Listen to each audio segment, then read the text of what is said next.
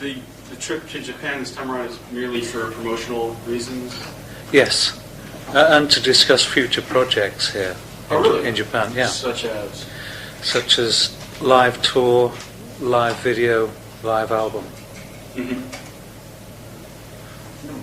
It's been quite a while since you've been here, actually come to Japan. We were here in 1977. Yeah. And, 15 years. 15 years ago. It is quite a long time, really. We are regular, though, every 15 years. Yeah, come on, we'll be back in 15 years. I say we are live. Oh, yeah? Yeah. Great. Hit you with a question you've probably been bombarded with, but why is the band being revived after the 9-year hiatus? In '87, Polydor put a record out in England called Changing Faces, which was the greatest hits of 10cc and Godley and Creme. And it went platinum very quickly. And they did some market research as to how a new studio album would be taken by the public. And when we got together to accept these platinum discs for Changing Faces, they asked us if we'd like to, Eric and I'd like to get together again and do a new album. And we said we would, try it and see what happened. Do they actually do market research, like focus groups Yeah, on fans? yeah, they do.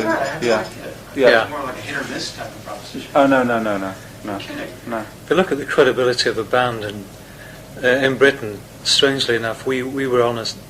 After 8 years of never releasing anything, we were on a par with Pink Floyd as far as public recognition and acceptability of product was concerned. This sounds like real market research stuff, and it's incredibly boring, but the facts are the facts. Facts are the facts, and they obviously knew that there's a public out there for a new album, so they asked us to do one. Now, the band formally disbanded at one point, like in '83. Was it, or did you actually formally announce your... We didn't know. We never formally disbanded. We just ceased to... Stop work? It just sort of... We did a tour. What had happened was that since probably sort of 78, 79, we hadn't really had any big hit singles. But we kept touring, and we used to, do very well on tour, but it became increasingly like a nostalgia. People were only coming to hear the old material. They weren't interested in the new recordings we were making. And I think that sort of finally got to us, and we just we did one tour and never did anything else. So we never did a farewell tour. We never said, well, that's it. It was kind of left open. You didn't die, you just stopped breathing. Correct. We went into hibernation. Went to sleep for a few hundred years. Rip Van Winkle. I don't interpret for... If I can just add one more thing there. Hence the title of the new album was Meanwhile. Because everybody said, well, what have you been doing? I said, well, meanwhile, this is it. I was wondering, he was trying to confirm the reasons for your getting the band together again. What were the actual motivations behind it? And you talk about the market research and how Pink Floyd, you're on the same level as Pink Floyd. They made us a very generous offer as well. Okay. But he's also wondering about personal feelings about the band 10cc, maybe more like emotional reasons for getting the band together again. Well, the other thing that prompted us to do something for 10cc was we felt personally that there was a huge gap in the market in Britain for what we knew we could do really well. We could write songs that had melody, words, interesting chords, and bloody good sound. We knew we could do that, because that's what we always did. As Graham said, in the early 80s, we weren't in fashion. We came through the punk era, and we weren't the flavour of the month. But there was this gap when we were asked to do this record, and we said, we should fill it, because there are people still out there that want, people of our sort of age group as well, that nobody was catering for. Something I guess we would call pop music, pure pop. Middle of the road pop music, AOR. Yeah, more AOR really. AOR. When you say AOR, what does that stand for? Adult orientated rock. Some people think of it as albums. Oh right, well there is that. Adult. Yeah. でまあちょっと These are individual questions for each of you about what you were doing during the interim. And the first is for Eric. You worked with Paul McCartney, right? Yeah. あれ質問なんだっけそれを振り返ってちゃんとまず今から思って数作のコラボ So how do you evaluate the actual work you put out with Paul? How I rate it. Yeah, how would you evaluate it? Back now in retrospect. I think the songs written were very good. I think the production of the songs didn't justify the quality that we originally had. But it's not my project, you know. It's Paul's project. It's his album, and he is the king in this case. And I really wasn't in control of anything on that side. So I loved writing with him, and it's very exciting to write with anyone who's been such an influence on music. But in retrospect, I don't think the project went up the right avenue. I think it was led in a different direction, and unfortunately didn't come out as good as I thought it was going to. How would you go back and change it if you could, just to get rather hypothetical? I'd go back to the original backing tracks in the studio and just put Paul's voice on, and the thing would sound like something 2 million times better. The backing tracks are wonderful. There are 4 guys playing, and it's as raw and as exciting as the Beatles. But when you start putting a production on like Hugh Padgham and 2,000 electronic overdubs, the thing it loses its credibility for me. And I've obviously discussed this many times with Paul since, and we agree. When it was reported that you had collaborated with Paul McCartney, there was talk in certain quarters that he had sort of begun to lose his songwriting skills, or they had begun to deteriorate, and you were sort of the hired gun called on to come in and keep things at a reasonable level. Well, many people have said this over the years about Paul because he didn't have this sounding board, John Lennon, to write with. But if you find out about what happened in all the Beatles' writings, you find that many of the great songs weren't written by the two of them anyway. You know, Lady Madonna was Paul, and the Walrus was John, etc., etc. But I think he did need someone to bounce off. Again, in retrospect, I don't think I am a strong enough person. And you are dealing with someone who's been the most successful songwriter in history. It's very difficult to tell somebody like that if you feel he's not coming up to the standard you feel he should. I mean, you do tell him, but it's like the emperor's new clothes. Is he going to believe you? And how far do you want to take it? A lot of politics and head banging involved. So I think on the stuff he's done since the split of the Beatles, there are a couple of albums like the first McCartney album and Ram, which I thought were brilliant. Yeah. He just captured it. He had it, and it was still had that Beatle thing. But he did get softer on the Wings albums, and a lot of them I didn't like very much. But again, if somebody's done something so good, why should you expect him to be perfect every time he releases something? It's impossible. He's human.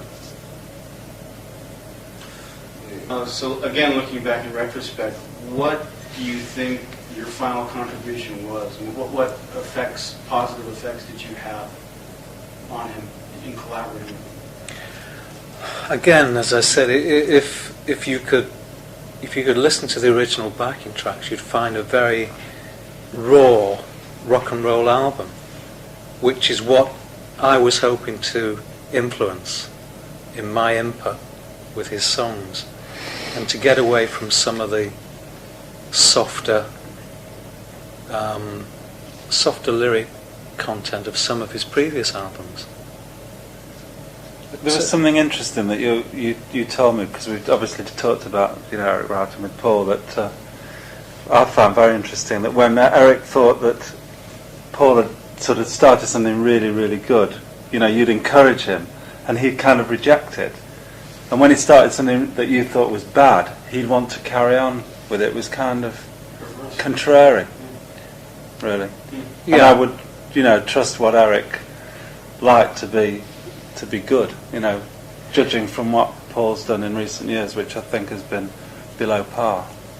Yeah, it's an interesting situation to sit and write with somebody, or sit in the studio and start to lay the thing down on tape. And you do hear, he is a genius, there's no doubt about that, but you know that from what he's written. The guy's got it in his head, and he can just sit at a piano and start to sing something, and you say, that is great, that is incredible, let's do it. And he'll say, no, we can do better than this, let's do something else. What the reason for that is, I have no idea. I have no idea, but it happens. It's very frustrating. Very frustrating. But he's got a song on our album. It's something that we started.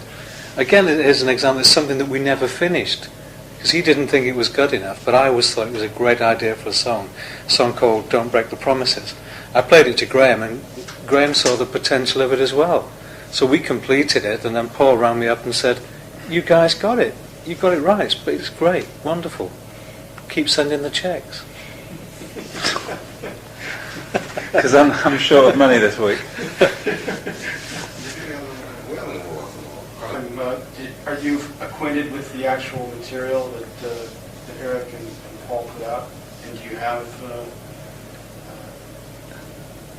Can you give us your evaluation on it? Yes, I did listen to it. Obviously, I was actually working with Andrew Gold at the time, and he's a big McCartney fan, and he's a friend of ours anyway.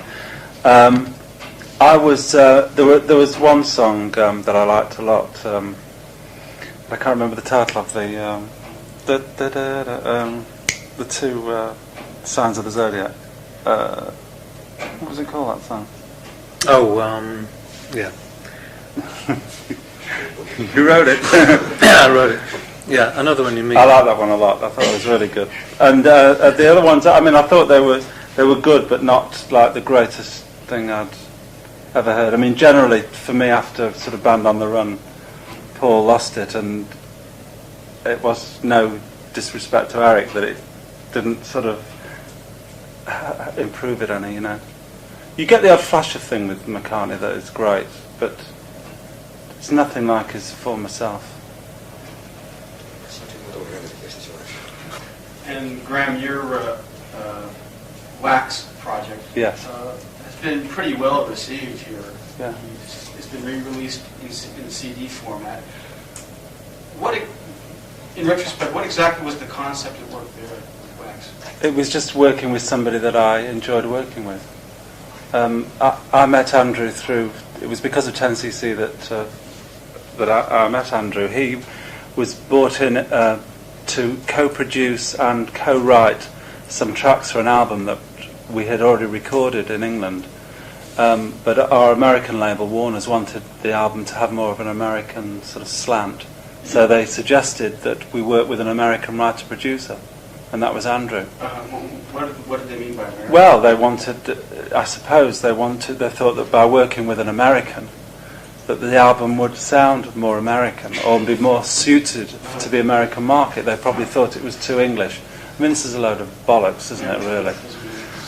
But the good part about it was that we enjoyed working with him. The three tracks actually that Andrew co-wrote and produced with us were all singles. They weren't hits, but it does say a lot for his input that the three tracks that he did, the three of those were singles.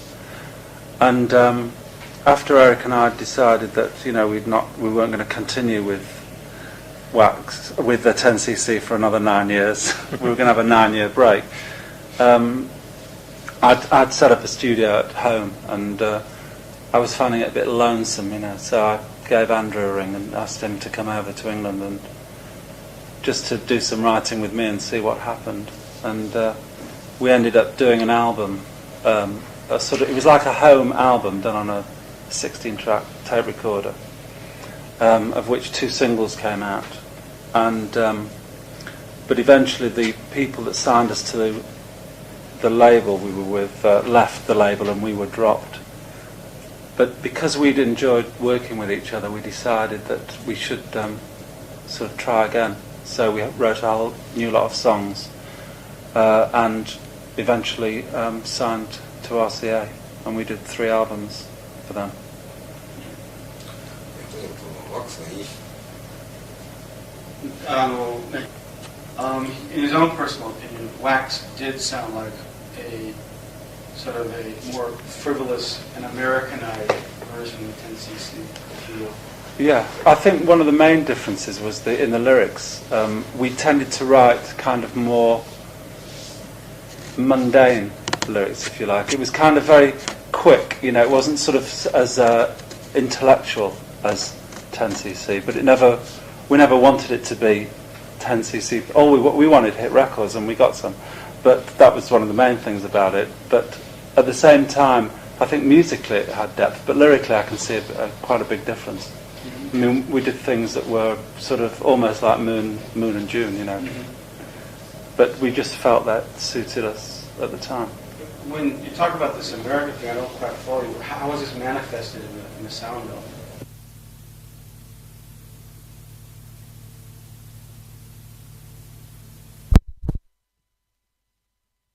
Yeah. Well, I suppose I don't know how, you know, what it is really that makes something American and something English, except an accent, I suppose. I mean, Andrew's got a very Californian kind of. He sings for sure. It's for sure. For sure. You know. The R is nice and juicy. Oh, absolutely. Yeah. Very, very broad. It's true.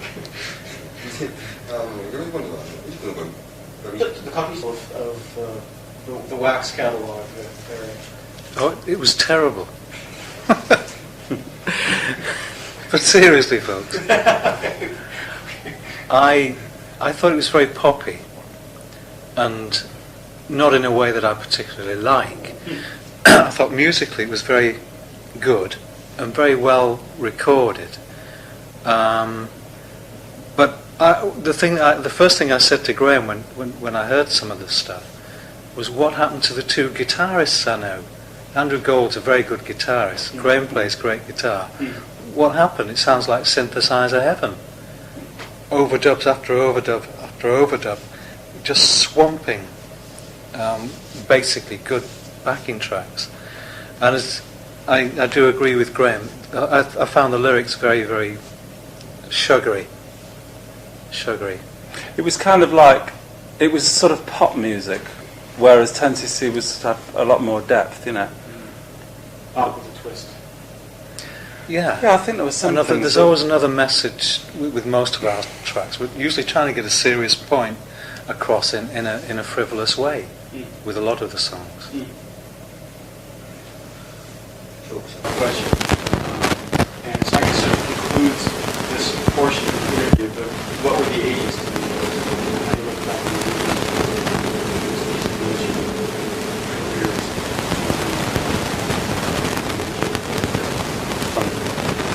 Doing sort of sugary pop songs all over the place. Doing the 3 albums, sort of doing a lot of promotion things, which are, and you know, travelling around a lot. So it was a very good time. I enjoyed it. I enjoyed the 80s very much too, because, well, main thing working with Paul, who was certainly one of my writing heroes. And also, I did quite a lot of production for other people, which is something else I enjoy doing. Because with the 10cc, with all the earlier 10cc stuff, I used to engineer and mix everything for the band. And that's something I stopped doing on the latter albums. I didn't feel comfortable doing it. Something I wanted to get back into. So I enjoy producing people like the ABBA girl, There was an English band called Sad Cafe who had some good hits with it. Quite a few other artists who never really made it. I did enjoy working for other people in that way.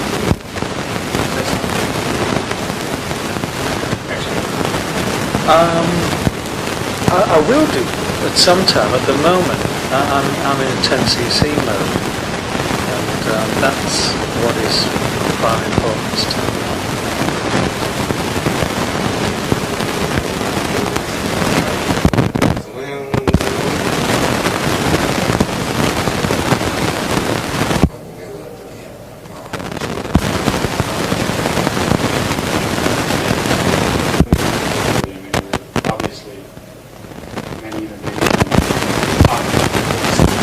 There's a lot of rubbish as well towards the end.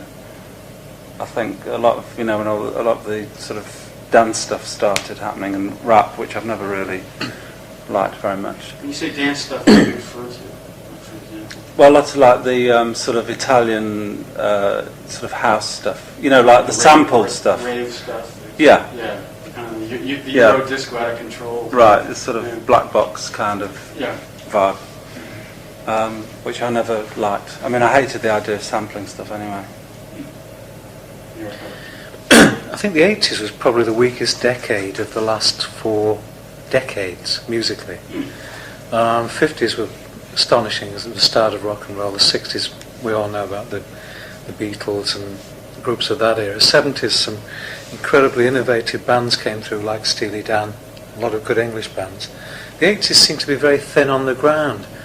The only ones I can really remember that come to mind would be groups like Police, Dire Straits, who were around in the late 70s, of course. Some of the Phil Collins albums I enjoyed, certainly his first album, first 2, I thought were fabulous. But again, looking back on it, it was the thinnest decade this century. Musically, yeah. If you think about it seriously, you can go back to each of the decades. The war years were a bit sketchy, of course, but there was still good bebop music coming through there, and transition from big band to rock and roll bands. And the 30s were brilliant, and the 20s were fantastic. The 80s are pretty thin.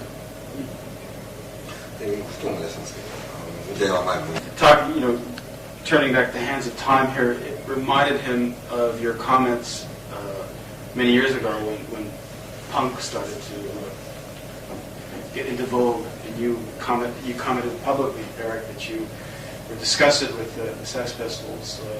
Looking back, how do you evaluate what punk was and how it evolved in the new wave, or what exactly new wave was? Well, I remember my feelings at the time, and what really made me angry was the fact that there was nothing there that I could buy and enjoy. And I loved to buy other people's music, but there was nothing coming through that period that I could possibly listen to with any pleasure whatsoever. However, it was a great period for cleaning up what was happening in Britain, because it was getting boring. The latter part of the 70s, some of the major groups were becoming very, very self-indulgent and boring. And punk came along and said, stuff this. We don't want all this airy-fairy stuff. Let's do something, let's go back to basics.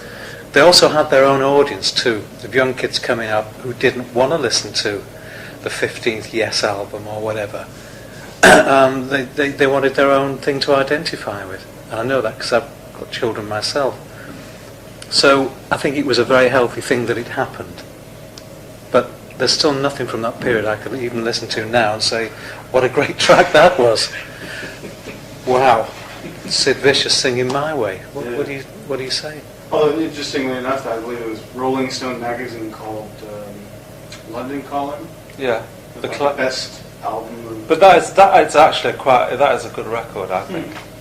That is a good record. But of course you always get the odd good thing. Yeah. It's the fluke. But it was a cultural thing, I mean, it was also so tied up in fashion as well. The things got blurred between what was. It's not just music, is it? It wasn't just a musical thing. Yeah.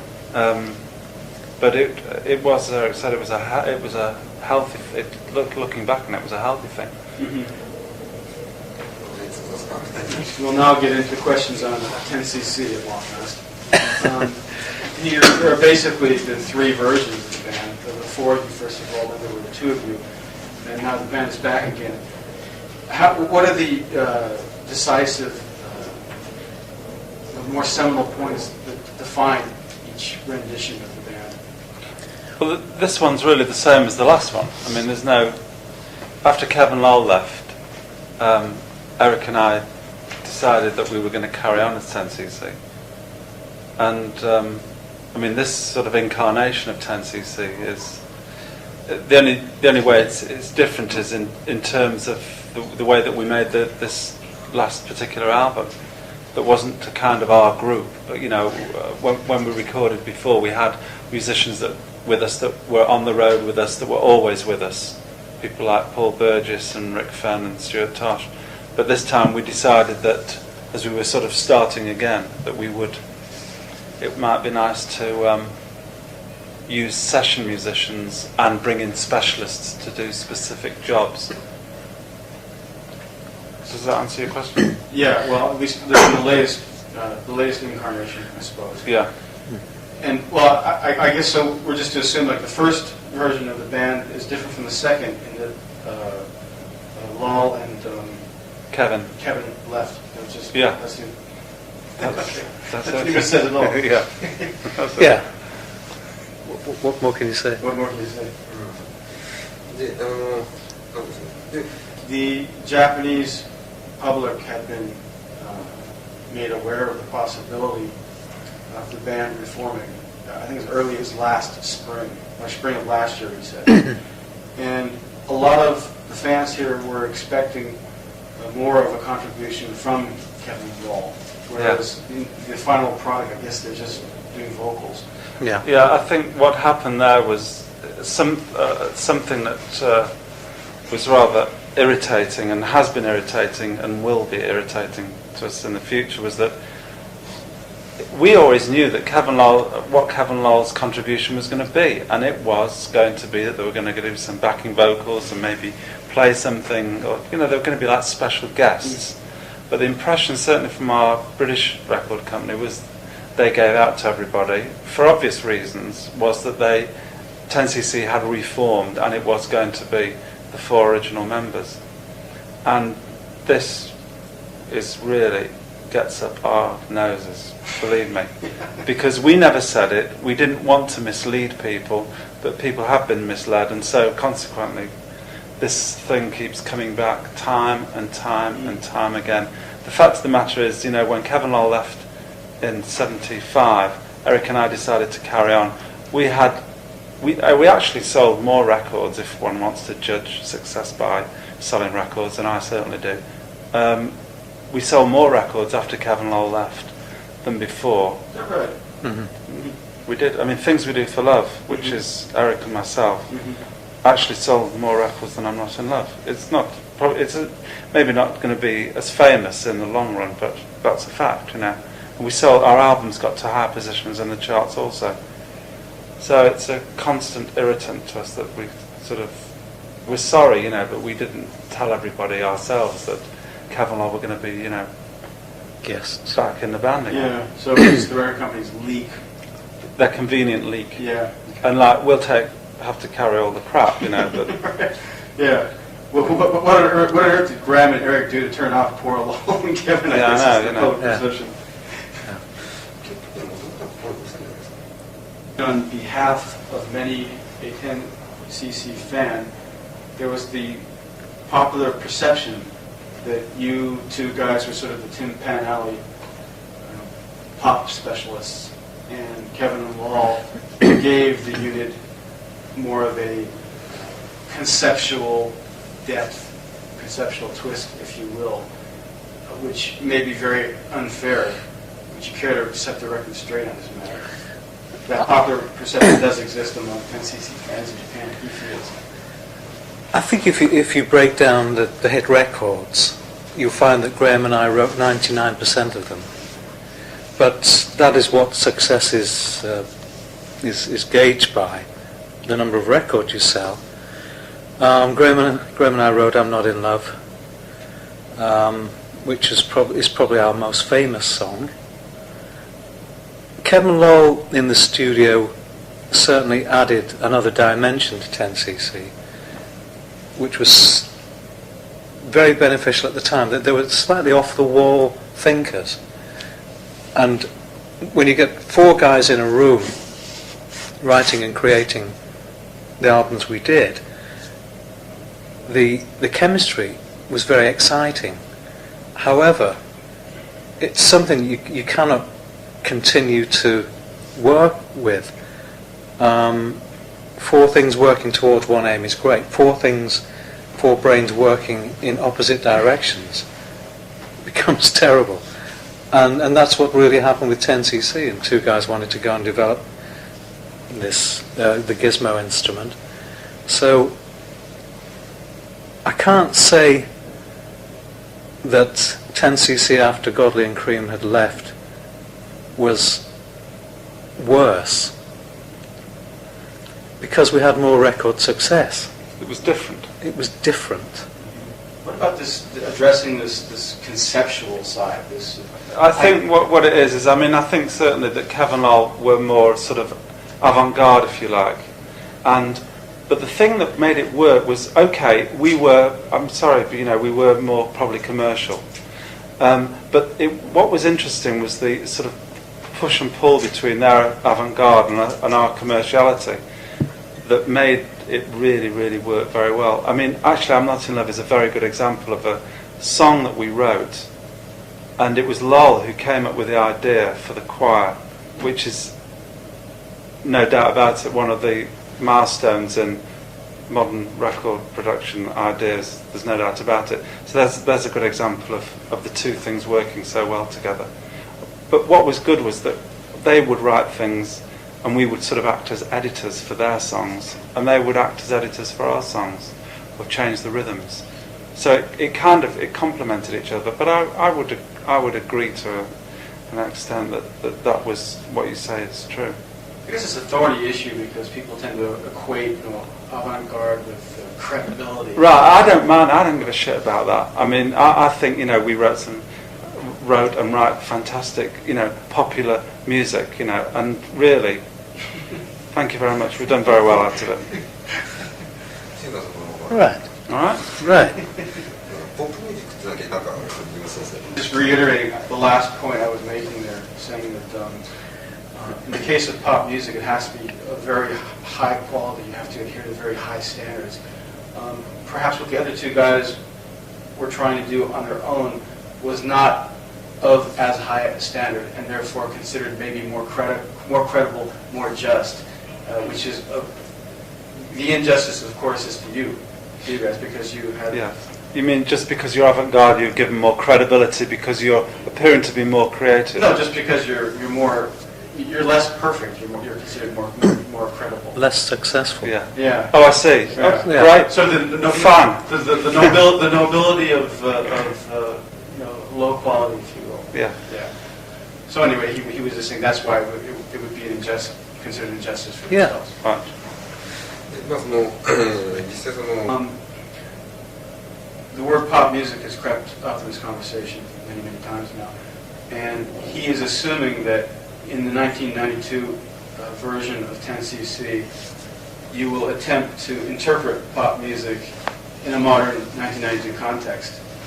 Is that true, first of all? And in doing so, how would it be different from before? I don't think we would interpret 1992 pop music. No, we wouldn't. We would write 10cc music. Yeah, that's what it is. That's what it's down to. We don't follow trends. We don't follow the charts. What's the point? I mean, 10cc are going to do a rap track, or a house track, or an acid track.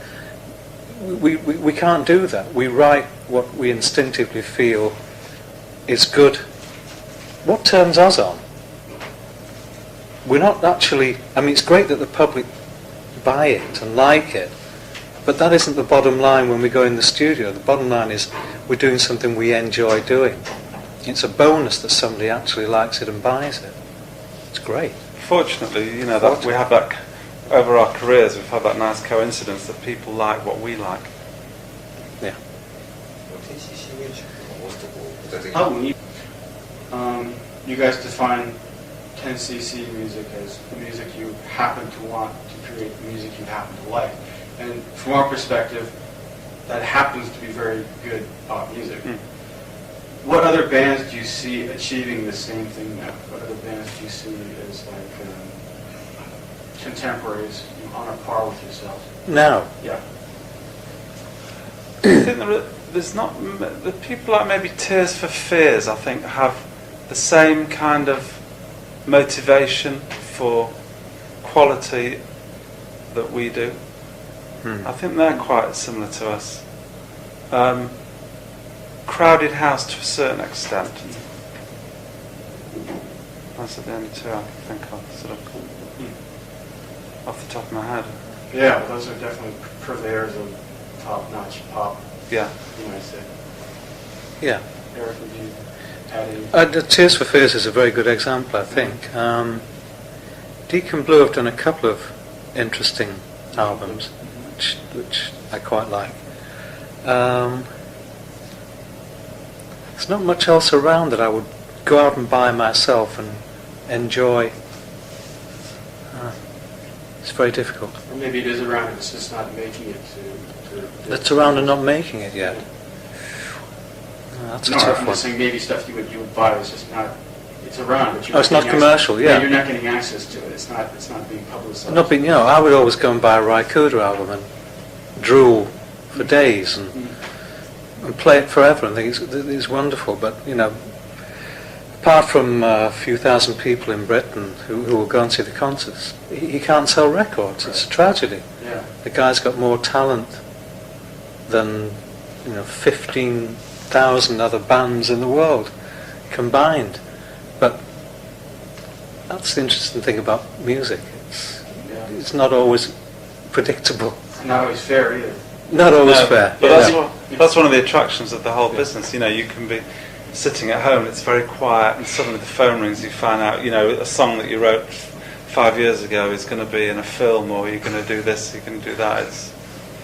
There's a whole thing. All your past catalogues out there, doing its own thing, squirming around out there. Graham, how many songs do you have out? How many songs are actually cataloged?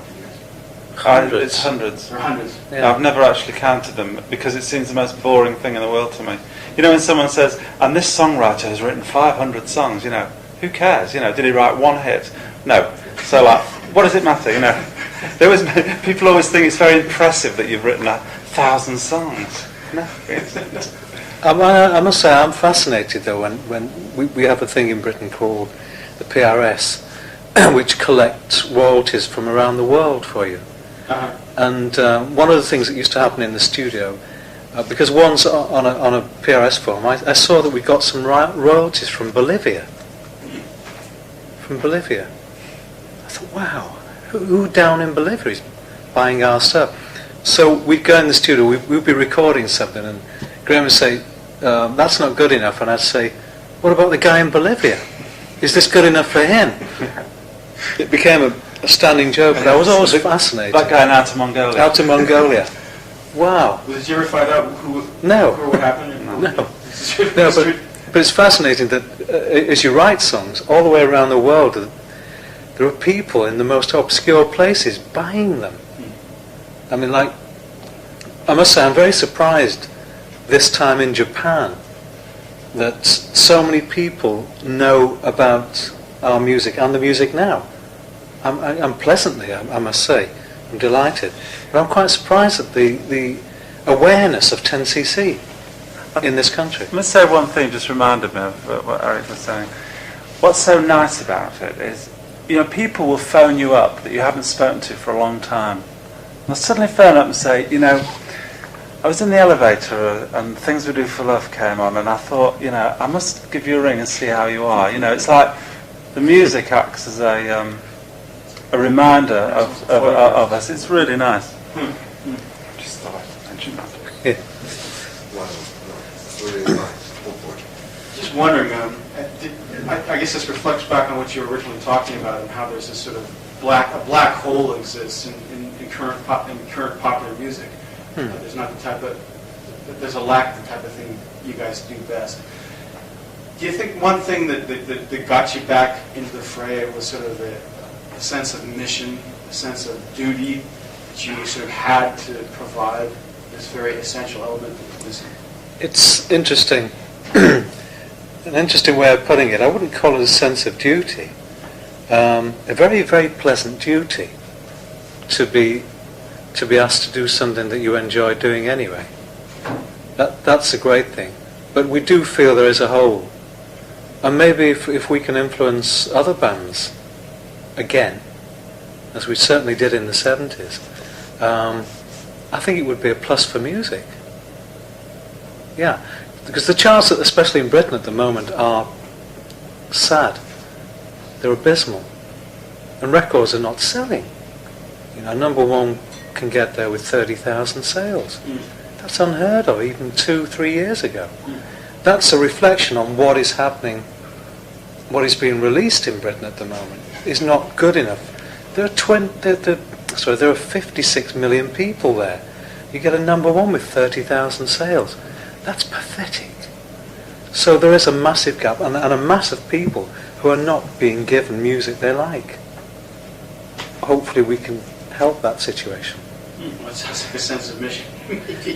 Yeah, but I'm not doing it as some sort of religious thing. You know, if people buy it, I'm delighted. If they don't, you know, it's their loss. Yeah. Graham, anything to add? No. Said it all, right? Okay, I guess that concludes the interview then. I don't know if we need any extra photos. 写真は 80s, we weren't in fashion. We came through the punk era, and we weren't the flavour of the month. But there was this gap when we were asked to do this record, and we said we should fill it because there are people still out there that want, people of our sort of age group as well, that nobody was catering for. Something I guess we would call pop music, pure pop. Middle of the road pop music. Yeah, AOR. Yeah, more AOR really. AOR. When you say AOR, what does that stand for? Adult orientated rock. There's some people think of it as albums. Oh right, well there is that. Adult. Yeah. These are individual questions for each of you about what you were doing during the interim. And the first is for Eric. You worked with Paul McCartney, right? Yeah. あれ、質問なんだっけ？それを振り返って、まず今から思うと数作のコラボ So how do you evaluate the actual work you went in '83? Was it where did you actually formally announce your? We didn't know. We never formally disbanded. We just ceased to Stop working. It just sort of, we did a tour. What had happened was that since probably sort of 78, 79, we hadn't really had any big hit singles, but we kept touring, and we used to, do very well on tour, but it became increasingly like a nostalgia. People were only coming to hear the old material. They weren't interested in the new recordings we were making. And I think that sort of finally got to us, and we just we did one tour and never did anything else. So we never did a farewell tour. We never said, well, that's it. It was kind of left open. You didn't die, you just stopped breathing. Correct. We went into hibernation. Went to sleep for a few hundred years. Rip Van Winkle. I don't interpret for... The video album would be taken by the public, and when we got together to accept these platinum discs for Changing Faces, they asked us if we'd like to, Eric and I'd like to get together again and do a new album, and we said we would, try it and see what happened. Do they actually do market research, like focus groups Yeah, on fans? yeah, they do. Yeah. It's more like a hit or miss type of proposition. Oh no. If you look at the credibility of the band, and in Britain, strangely enough, we were honest. After 8 years of never releasing anything, we were on a par with Pink Floyd as far as public recognition and acceptability of product was concerned. This sounds like real market research stuff, and it's incredibly boring, but the facts are the facts. The facts are the facts, and they obviously knew that there's a public out there for a new album, so they asked us to do one. Now, the band formally disbanded at one point. If I can just add one more thing there, hence the title of the new album was Meanwhile, because everybody said, well, what have you been doing? I said, well, meanwhile, this is it. Well, I was wondering, he was trying to confirm the reasons for your getting the band together again. What were the actual motivations behind it? And you know, you talk about the market research and how things they're on the same level as Pink Floyd. They made us a very generous offer as well. Okay, but he's also wondering about like personal feelings about the band 10cc, maybe more like emotional reasons for getting the band together again.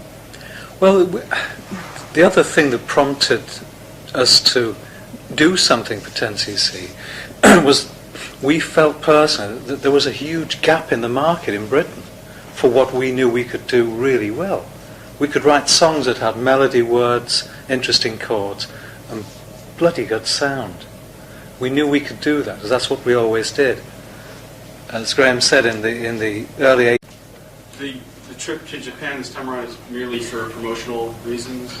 Yes, and to discuss future projects here really? in Japan, yeah. Such as live tour, live video, live album. Mm-hmm. It's been quite a while since you've been here, actually come to Japan. We were here in 1977. Yeah. And, 15 years. 15 years ago. It is quite a long time, really. We are regular, though, every 15 years. Yeah, come on, we'll be back in 15 years. I say we are like. Oh, yeah? Yeah. Great. Hit you with a question you've probably been bombarded with, but why is the band being revived after the 9-year hiatus? In 87, Polydor put a record out in England called Changing Faces, which was the greatest hits of 10cc and Godley and Creme. And it went platinum very quickly. And they did some market research as to how a new studio